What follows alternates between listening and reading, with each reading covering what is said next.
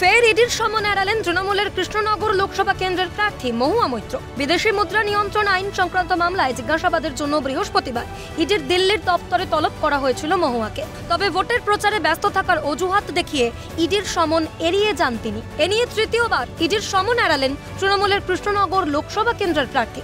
যদিও ইডির সমন নিয়ে কটাক্ষের সুর শোনা যায় মহুয়ার গলায়। বিজেপির কাছে ওরা আমার প্রতি এত আকর্ষিত, ওরা বারবার আমার কাছে আসে, তা আমার খুব ভালো লাগে। সেদিন সিবিআই এসে খালি হাতে ঘুরে গেছে, আবার ইডি আসবে, সবে তো শুরু। ইডি আসবে, আইটি আসবে, প্রধানমন্ত্রী একবার এলেন, অমিত শাহ আসবে, কত নেতা মন্ত্রী আসবেন। আমি তো বলি কৃষ্ণনগর আসে, সরপুরিয়া খান, ভোটটা আমার আরো পারুন। কেন্দ্রীয় সংস্থার সমন এড়ানোর ফল কি হতে পারে তা হারে হারে টের পাচ্ছেন দিল্লির মুখ্যমন্ত্রী অরবিন্দ কেজরিওয়াল। একই অবস্থা কি হতে পারে মহুয়া মৈত্রের, এই প্রশ্নই তুলছে ওয়াকিবহাল মহল। গোটা বিষয়টি নিয়ে শুরু হয়েছে রাজনৈতিক চর্চা। মহুয়াকে বিব্রত করতে কেন্দ্রীয় এজেন্সিগুলিকে কাজে লাগানো হচ্ছে অভিযোগ তৃণমূল নেতা কুণাল ঘোষের। চিত্রকে বিজেপি টার্গেট করেছে, পরিকল্পিত চিত্রনাট্যে তার পেছনে সিবিআই ইডি এসব লাগিয়ে দেওয়া হয়েছে। মহুয়া মৈত্র যথেষ্ট এই লড়ার পক্ষে তৈরি। তিনি পরিষ্কার বলেছেন ইডির কাজ করেছে, আমার কাজ প্রচার করা আমি করব।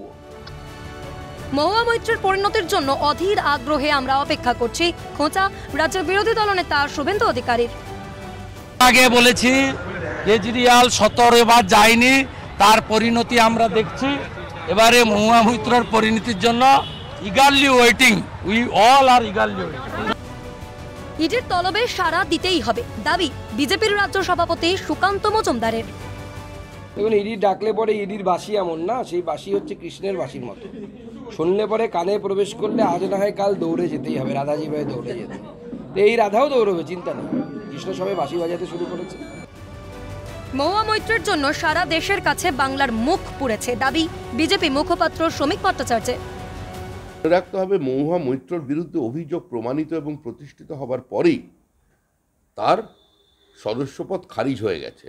মহুয়া মৈত্রর জন্য পশ্চিমবঙ্গের ফেস লস হয়েছে গোটা দেশের সামনে। অভিযোগ থাকলে ব্যবস্থা নেওয়া হচ্ছে না কেন, প্রশ্ন আইএসএফ বিধায়ক নওশাদ সিদ্দিকীর।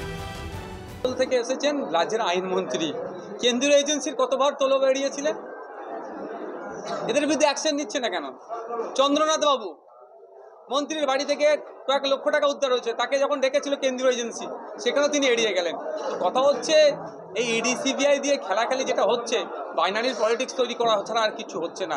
যদি এরা অন্যায় করে থাকে এখনো বাইরে ঘুরছে কেন? ক্যালকাটা নিউজ।